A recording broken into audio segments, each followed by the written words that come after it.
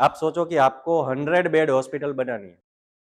Labour law, difference between licence, ये spelling सीखे, certificate, registration, accreditation,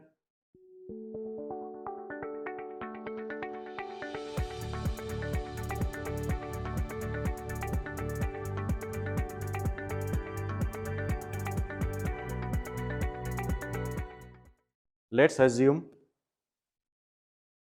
आपको एक हॉस्पिटल बनाना है. चलो तो वहीं से स्टार्ट करते हैं. तो वन बाय वन आप बोलते जाओ, ये रिक्वायरमेंट लगेगा, वो रिक्वायरमेंट लगेगा, तो वो उसको हम नोट डाउन कर लेते हैं. तो आपका भी रिकेप हो जाएगा कौन कौन से सही है, करना है वो एक्सरसाइज की we can go to next topic. अगर if you have already gone through that licenses and all part. तो अभी अभी इतना नहीं हुआ होगा ना. तो आई थिंक इतने इतने कौन से सब्जेक्ट आपको हो चुके हैं तो वो आप ज्यादा करे कोरिलेट कर पाओगे. See my things is let is connect practical. तो ठीक है, मुझे हॉस्पिटल बनानी है, आप मुझे गाइड करो क्या क्या लगेगा. और आप सोचो, भले ही सब्जेक्ट नहीं हुआ है पर आप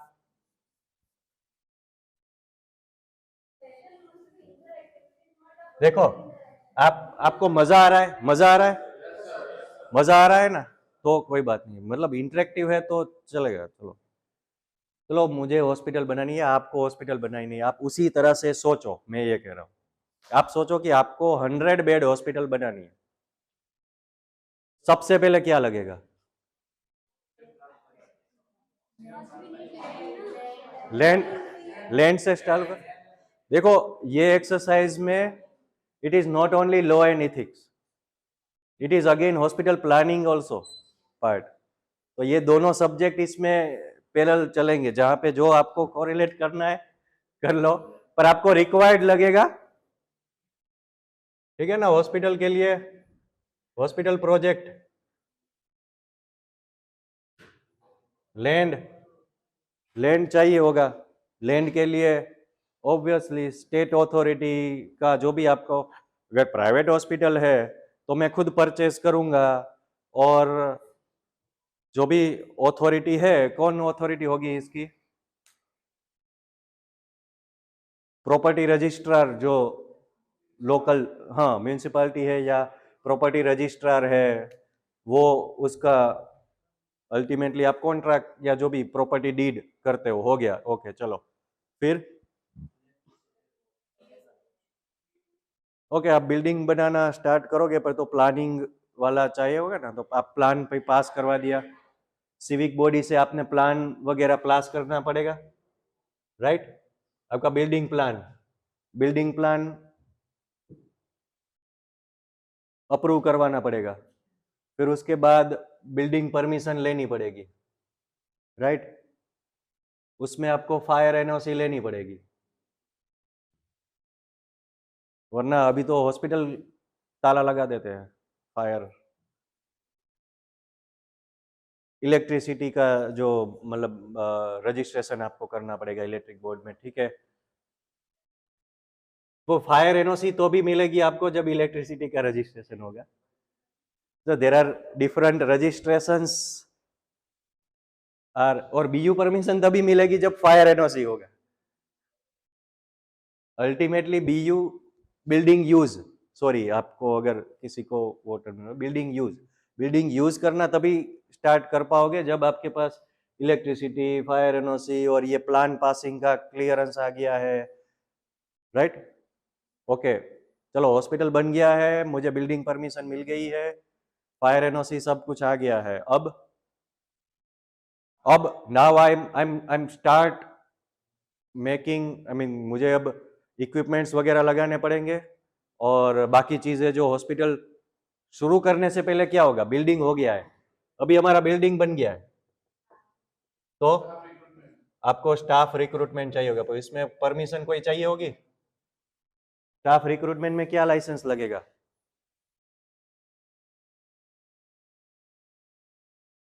वेरी इंपॉर्टेंट थिंग यार, आपका एचआर सब्जेक्ट भी है ना। डॉक्टर्स लाइसेंस तो वो डॉक्टर खुद लेके आएगा, आप डॉक्टर रिक्रूट करना है आपको। हाँ ओके, बिल्डिंग में आपको फार्मेसी चाहिए तो फार्मेसी का लाइसेंस अप्लाई करना पड़ेगा। चलो ओके डन। यहाँ पे फार्मेसी लाइसेंस, फार्मेसी स्टोर का लाइसेंस आपको चाहिए होगा। ओके, पर यहाँ पे बिल्डिंग स्टार्ट हुई, आपको रिक्रूटमेंट चालू करना है, तो रिक्रूटमेंट के लिए कौन सा लाइसेंस लगेगा?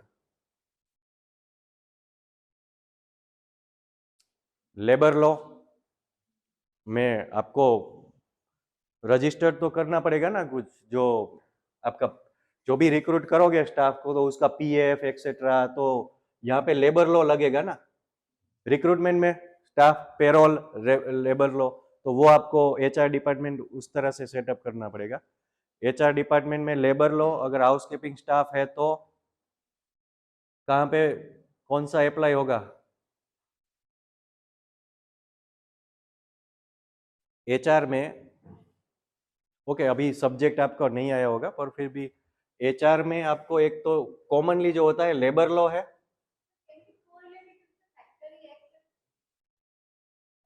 कंपनीज एक्ट, हाँ अभी तो मैटरनिटी एक्ट तो किसी भी बिजनेस यूनिट के लिए आ गया। लेबर लॉ,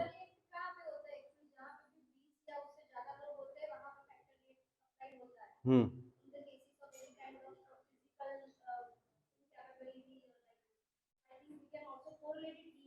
हम्म, हाँ फैक्ट्री एक्ट, पर आपका हॉस्पिटल बनाने के लिए लाइसेंस में, पर आप लेबर लॉ को समझने के लिए होगा, लेबर लॉ के लिए अंडर क्या है कि आपको अल्टीमेटली यहाँ पे अपना गोल क्या है कि हॉस्पिटल में मुझे एचआर डिपार्टमेंट सेटअप करना है, तो आपको लेबर लॉ अप्लाई होगा वहां पे, मतलब वहां पे आपको पीएफ का रजिस्ट्रेशन करना पड़ेगा कंपनी का, राइट?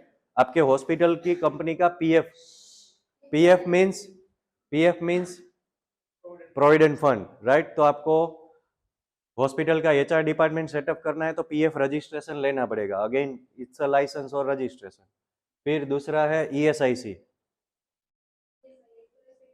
एम्प्लॉय स्टेट इंश्योरेंस, उसमें हर एम्प्लॉय का इंक्लूड नहीं होता है, उसमें एक पर्टिकुलर लिमिट है कि आप सपोज आपका हॉस्पिटल का स्टाफ उसकी salary basic plus DA I think 9 और 10,000 समथिंग है, उसके अराउंड है, अराउंड 10,000 है, तो आपको वो कंपलसरी ईएसआई में उसका रजिस्ट्रेशन वगैरह, उसका ईएसआई पर्टिकुलर पोर्शन डिडक्शन भी आता है सैलरी स्लिप में, तो वो आपको डिटेल में तो तब आ जाएगा। चलो ओके, एचआर डिपार्टमेंट, फिर हॉस्पिटल बिल्डिंग बन गया है, एचआर डिपार्टमेंट में मैंने रिक्रूटमेंट स्टार्ट कर दिया है, इतने रजिस्ट्रेशन ले लिए हैं, अपने फार्मेसी भी सेटअप करना है तो फार्मेसी स्टोर का भी लाइसेंस प्रोसेस कर दिया है। अब क्या लगेगा हॉस्पिटल में चालू करने के लिए? बायोमेडिकल वेस्ट का रजिस्ट्रेशन लेना पड़ेगा। कहाँ पे लगेगा? कौन सी एजेंसी से लगेगा बायोमेडिकल वेस्ट का?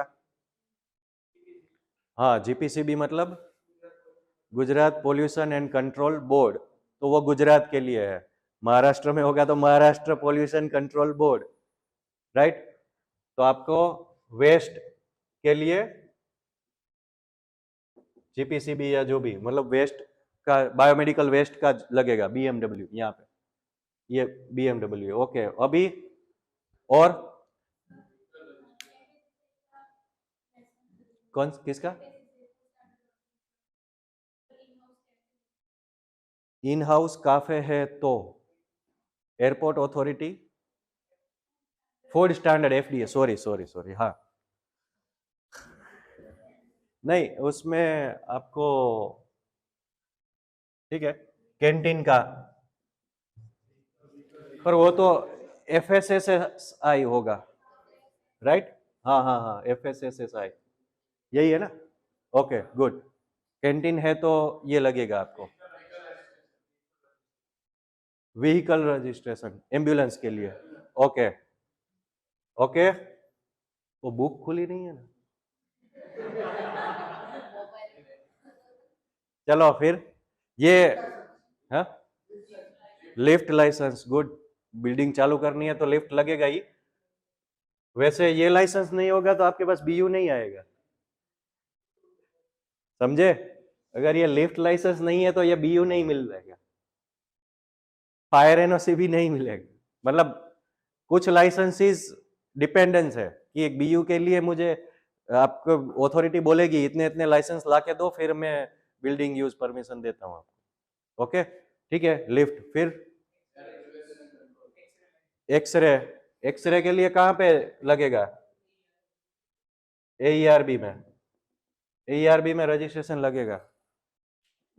परमिशन तो नहीं लगेगा, क्योंकि यूजुअली अगर आपने, जनरली क्या होता है म्यूनिसिपल कॉरपोरेशन में कि आपने हॉस्पिटल रजिस्टर कर दिया है, मतलब आपने जो भी बीयू और वो की प्रॉपर्टी टैक्स आप भर रहे हो सिविक बॉडी में, right?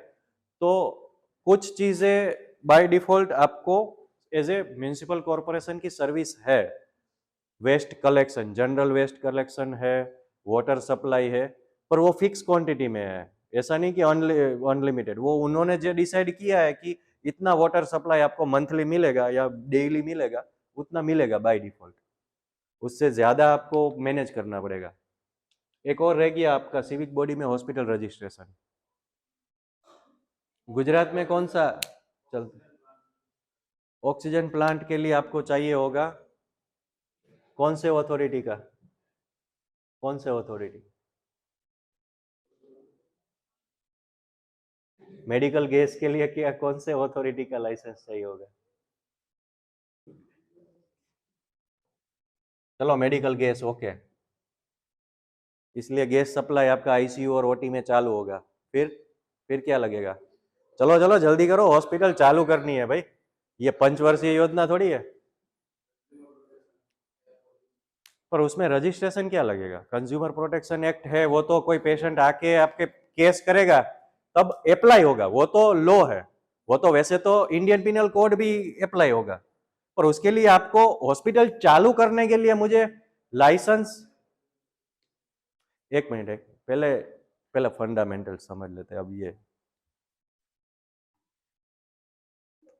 you tell me what is the difference between license, ये स्पेलिंग सीख है, सर्टिफिकेट, रजिस्ट्रेशन, एक्रेडिटेशन, इसका मतलब क्या है? एग्जाम्पल के साथ समझाना मुझे। आई एम, यू नो, मैं इतना एकेडमिक नहीं हूं, मुझे पता नहीं क्या है इसका डिफरेंस, क्या है वो समझाओ। मीनिंग, मतलब लाइसेंस का मीनिंग क्या है, सर्टिफिकेट का मीनिंग क्या है फंडामेंटली? ऑथोरिटी तो नहीं नहीं, NABH लाइसेंस नहीं है।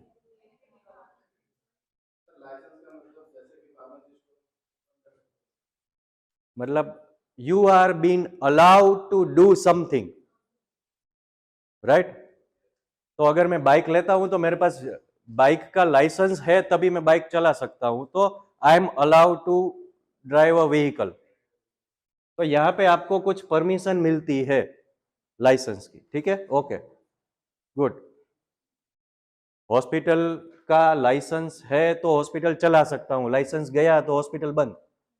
मेडिकल का लाइसेंस है तो मैं मेडिकल प्रैक्टिस कर सकता हूं, दवाई लिख सकता हूं। लाइसेंस जब्त, दवाई नहीं लिख सकता। डन। अब सर्टिफिकेट का मतलब क्या है?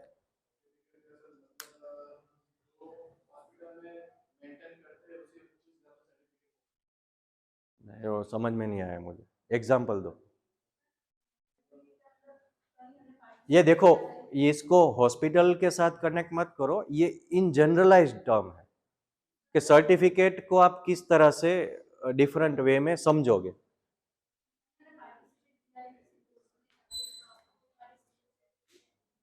अगर कोर्स आपने किया है, फॉर एग्जांपल आप MHM पढ़ रहे हो, right? You are doing MHM, आपका टेन्योर कंप्लीट हुआ, एग्जाम हो गया, मैडम ने आपको पास कर दिया, तो आपको सर्टिफिकेट MHM का मिलेगा। That means it's a degree, आप उसको डिग्री बोलो, पर सर्टिफिकेट उसका मीनिंग हुआ कि you are certified that you have learned this particular subject, master degree in this particular specialization. हाँ,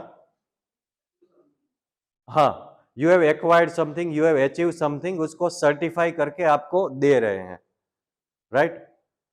तो एक सर्टिफिकेट है, उसमें कभी डेडलाइन नहीं होती, यूजुअली डेडलाइन नहीं होगी कि आपका MHM का सर्टिफिकेट 5 साल के लिए वैलिड है, 5 साल के बाद फिर से MHM करना पड़ेगा, ऐसा नहीं बोलेगा। It's a life time. Usually certificate is a life time in nature.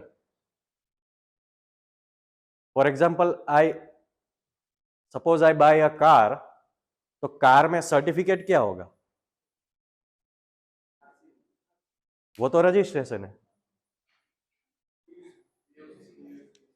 PUC भी एक काइंड ऑफ लाइसेंस है, वो मतलब उसकी एक मिनिमम रिक्वायरमेंट है, पीयूसी नहीं होगा तो मुझे चलाने नहीं देंगे गाड़ी, बराबर। चेसिस नंबर तो ओके, अगेन एक नंबरिंग रजिस्ट्रेशन कंपनी में हुआ है कि ये चेसिस का ये है, पर सर्टिफिकेट मतलब ये चीज मेरी है, नहीं, ये चीज मेरी है। डिग्री आपका है, सर्टिफिकेट MHM जिसमें आपका नाम लिखा है, that means you have that certificate, you have that ownership. Certificate में ओनरशिप होती है, टाइमलाइन नहीं होती, डेडलाइन नहीं है, जब तक है आपकी आप ही का है, राइट? तो कार अगर या व्हीकल खरीदते हो तो जब भी आपको शोरूम से या कंपनी से आपको बिल आपके नाम का है, उसको आप मतलब कोई ऐसे बोले ये गाड़ी मेरी है, अबे मेरी है ये गाड़ी, देख मेरा बिल मेरे पास है इस गाड़ी का बिल, राइट? क्योंकि उसी सर्टिफिकेट के बेस पे आपका RC रजिस्ट्रेशन होगा RTO में। अगर वो सर्टिफिकेट मतलब बिल नहीं है आपके नाम का, तो कोई RC बुक उस व्हीकल का नहीं देगा। सेम वाइज मेरे पास MBBS का डिग्री नहीं है तो कोई मुझे लाइसेंस नहीं देगा प्रैक्टिस का, राइट? और डिग्री परमानेंट है, बिल परमानेंट है जब तक मैं बेचूं नहीं। तो certificate is permanent in nature, it is kind of ownership, और या दैट्स इट। रजिस्ट्रेशन, रजिस्ट्रेशन का मीनिंग वो अभी हमने, आप RC बुक मतलब RTO में आपने आपका व्हीकल रजिस्टर करवाया, कल को आपने अपनी व्हीकल बेच दिया तो रजिस्ट्रेशन ट्रांसफर हो सकता है, मतलब registration can be transferable in nature. Registration आपको रिक्वायर्ड होगा to perform your activities, to your work, you need registration. या अथॉरिटी वगैरह, हाँ, पर इसमें दो तरीके से होगा कि आप रजिस्ट्रेशन कर रहे हो, वो कंपलसरी इन नेचर है या वॉलेंटरी इन नेचर है। Vehicle is the best example ये सब चीजों को समझने के लिए। मतलब कि सर्टिफिकेट मतलब बिल मिल गया आपको कार का, उसके बेसिस पे आपको आपका रजिस्ट्रेशन होता है RTO में। Like already you have a licence to drive, मेरे पास लाइसेंस है ड्राइव करने का। लाइसेंस में डेडलाइन होती है कि 10 साल के लिए है, फिर से रिन्यू करना पड़ेगा। वैसे प्रैक्टिसिंग लाइसेंस में भी होता है, फार्मेसी का लाइसेंस 5 साल में रिन्यू करना पड़ता है, होम्योपैथी में करना पड़ता है। मेडिकल रजिस्ट्रेशन में ऐसा नहीं है। MBBS के बाद एक बार मिल गया तो मिल गया रजिस्ट्रेशन, मतलब आपका लाइसेंस, उसमें रिन्यूअल टर्म्स नहीं है, कुछ में है कुछ में नहीं है, राइट? फिर एक्रेडिटेशन को कैसे समझोगे? रजिस्ट्रेशन मतलब ये कंट्रोलिंग अथॉरिटी का आप समझ लो, कंट्रोलिंग अथॉरिटी कुछ चीज आपको रजिस्टर करके देती है आपका एक्टिविटी कंटिन्यू करने के लिए, या आपको वर्क में कहीं पे भी to perform your certain activities आपको रजिस्टर करके दे रहा है। एक्रीडिटेशन को क्या बोलोगे, वो क्या है?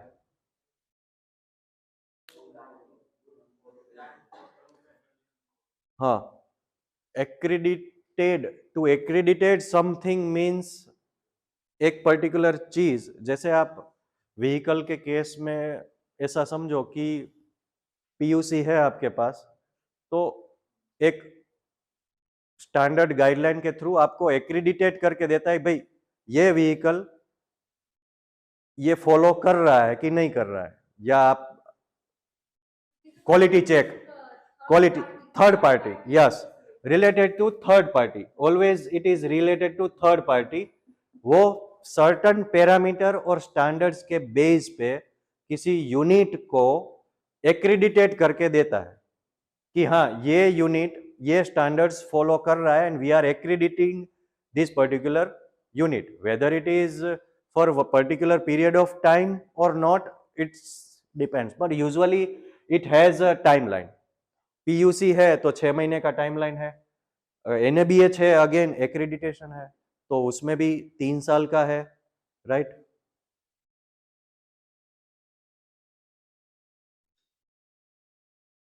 तो क्लियर ये चीज, ये यूजफुल है, लग रहा है यूजफुल समझने में, राइट?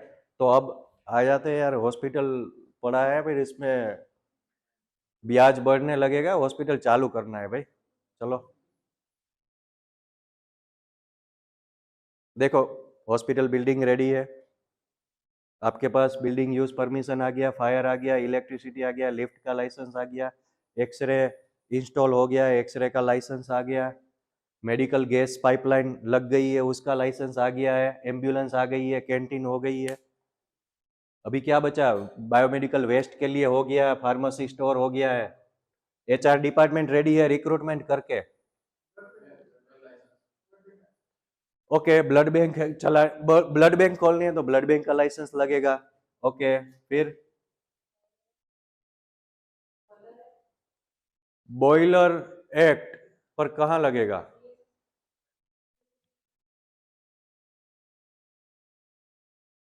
और उसके लिए कहीं पे लाइसेंस लगेगा क्या? CSSD में मशीन इंस्टॉल करने हैं, राइट आपको, तो उसके लिए मशीन मतलब ऑटोक्लेव चाहिए आपको, राइट? तो ऑटोक्लेव चलाने के लिए लाइसेंस चाहिए क्या? लाइसेंस या रजिस्ट्रेशन कुछ भी चाहिए क्या? उसके अलावा नहीं कर सकते, ऐसा कुछ है? नहीं है, आई थिंक नहीं है, कुछ रिसेंटली आया हो तो पता नहीं, नहीं है तो वो जरूरत नहीं है, आप CSSD इंस्टॉल कर दो चलेगा, लाइसेंस रजिस्ट्रेशन की कुछ जरूरत नहीं है। ऐसी कौन सी चीज होगी, जैसे ये यहाँ पे, ये पता है एक्सरे में, एक्सरे का AERB का लाइसेंस चाहिए तो वॉल कितने इंच की चाहिए?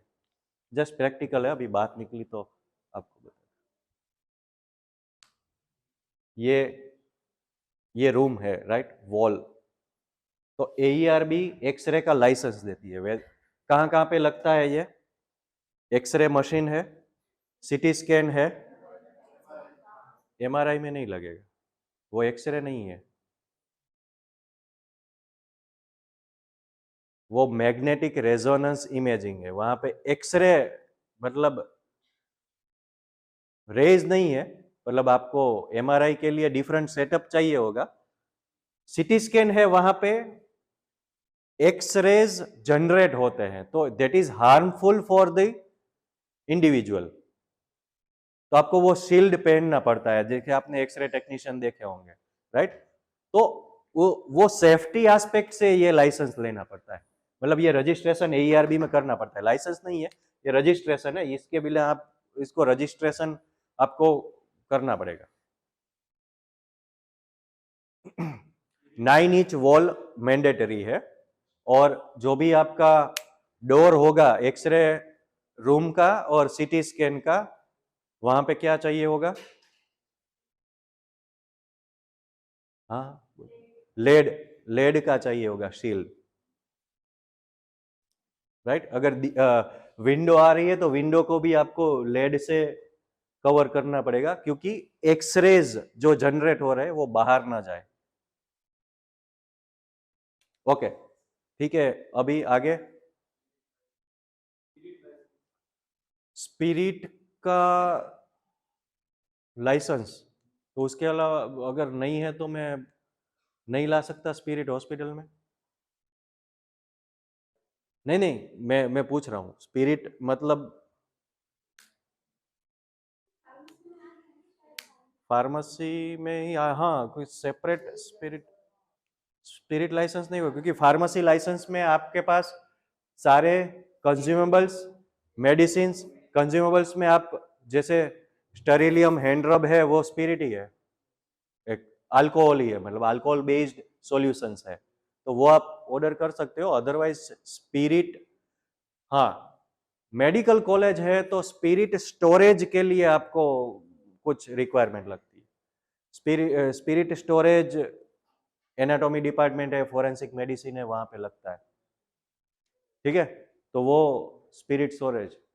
और हाँ, नर्सिंग होम इस्टेब्लिशमेंट मतलब हॉस्पिटल रजिस्ट्रेशन, ठीक है।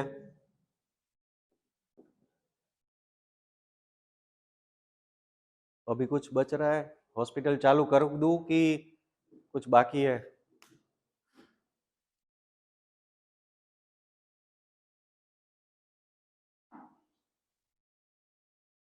ठीक है, पेशेंट आया तो हम सर्व कर पाते हैं ना, अभी तो हॉस्पिटल चालू हो गया ना। पेशेंट आएगा, वो बोलेगा मुझे सो एंड सो सर्जरी करनी है, डॉक्टर रिक्रूट हो गए हैं, डॉक्टर के पास लाइसेंस है, हमने चेक कर लिया है, वो उसको कंसल्टेशन देगा, एडमिट करेगा पेशेंट को ऑपरेशन थिएटर में लेके जाएंगे, वहाँ पे जो भी ऑपरेशन थिएटर में रिक्वायर्ड लाइसेंस या रजिस्ट्रेशन एक ही होगा। अगर आपका ऑर्थोपेडिक ओटी है तो वहाँ पे भी एक्सरे का आपको AERB का पूरा चाहिए होगा, IITV अगर आपने देखा हो तो।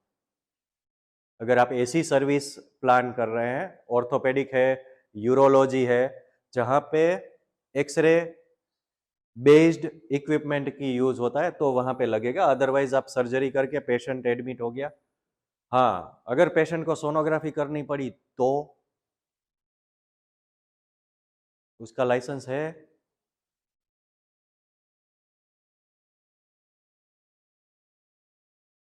कौन सा आएगा लाइसेंस उसका?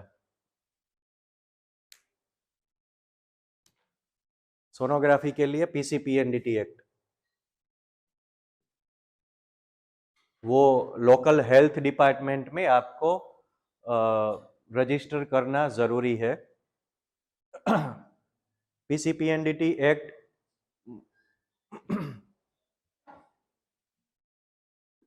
ये प्री नेटल डायग्नोस्टिक टेक्नोलॉजी, और ये PC का मतलब पता नहीं क्या है ना, हाँ ऐसा कुछ प्री कंसेप्शन, और बट ये अल्टीमेटली आप, इस एक्ट का मतलब है प्रेग्नेंट वीमेन है कोई, उसका आप जेंडर रिवील नहीं कर सकते। डॉक्टर अगर सोनोग्राफी करते हैं तो आप वो मेल चाइल्ड है या फीमेल है वो आप वो बता नहीं सकते, उसका कंट्रोलिंग वो है। और इसको हर मंथ में आपको डॉक्यूमेंट्स सबमिट करने होते हैं, आइदर नील रिपोर्ट, और अगर गायनेकोलॉजिस्ट है जहाँ पे एंटीनेटल सोनोग्राफी होती है तो सारे एंटीनेटल सोनोग्राफी की कंसेंट फॉर्म्स आपको, इच पेशेंट के कंसेंट फॉर्म, अगर प्रेग्नेंट वुमन है उसका सोनोग्राफी हुआ तो उसका कंसेंट फॉर्म सारे पेशेंट का मेंटेन करना है, और एंड ऑफ द मंथ आपको रिपोर्ट सबमिट करने हैं सब कुछ, और records majority year on year आपको मेंटेन करने हैं वो, तो उसका ये PCPNDT का है। इसमें एक और चीज है, हॉस्पिटल बना लिया आपने और आप ऐसे ही सोनोग्राफी मशीन ऑर्डर नहीं कर सकते।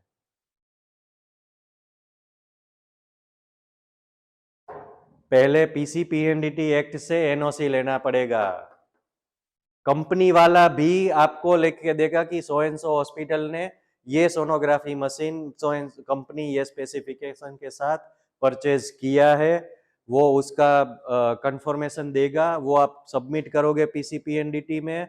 पीसीपीएनडीटी वाला आपको एनओसी देगा कि हाँ ये मैन्युफैक्चरर के वेयर हाउस में जो sonography machine this particular serial number वाला है उसको ट्रांसपोर्ट करने की परमिशन दे रहे हैं पाटन की इस हॉस्पिटल के लिए। रास्ते में अगर मूड चेंज हो गया कि नहीं पाटन की जगह अहमदाबाद हॉस्पिटल में देना है तो वो पॉसिबल नहीं है, that is illegal. That is the part of PCPNDT act. वो सोनोग्राफी मशीन आएगा उसी हॉस्पिटल में जहां के लिए एनओसी लिया है, राइट? वो वहां पे इंस्टॉल होगा, इंस्टॉल हो गया, आपने इन्फॉर्म भी करना है पीसीपीएनडीटी को कि मशीन आ गया, हमने इंस्टॉल कर दिया, इंस्टॉलेशन सर्टिफिकेट ये वो कंपनी वाला इंजीनियर देगा आपको। अब आपकी हॉस्पिटल हो गई है बंद और ये सोनोग्राफी मशीन को आपको बेचना है या किसी और डॉक्टर के क्लिनिक पे ट्रांसपोर्ट करना है। अगेन सेम, आपको सोनोग्राफी मशीन ट्रांसपोर्ट करना है, पीसीपीएनडीटी के ऑफिस हेल्थ डिपार्टमेंट में अप्लाई करना पड़ेगा, वो एनओसी देगा तभी आप उसको ट्रांसपोर्ट कर पाते हो। यू कैन नॉट, इवन कल को मार्केटिंग वाला बोलेगा चलो चलो सर हेल्थ कैंप करना है और हमने वहां पे बोल दिया है कि हम फ्री में सोनोग्राफी करेंगे 100 रुपए में, तो चलो एम्बुलेंस में सोनोग्राफी मशीन डाल के करके आ जाते हैं। Illegal, you can not do that. तो मार्केटिंग वाले बंदे को बोलना पड़ेगा इट इज नॉट पॉसिबल, अगर आपको पेशेंट की सोनोग्राफी करवानी है bring that patient to the hospital. मतलब आपको जो लाइसेंस या आपका जो रजिस्ट्रेशन हुआ है पीसीपीएनडीटी का इस पर्टिकुलर मशीन का वो उस प्रीमाइसिस के लिए ही हुआ है।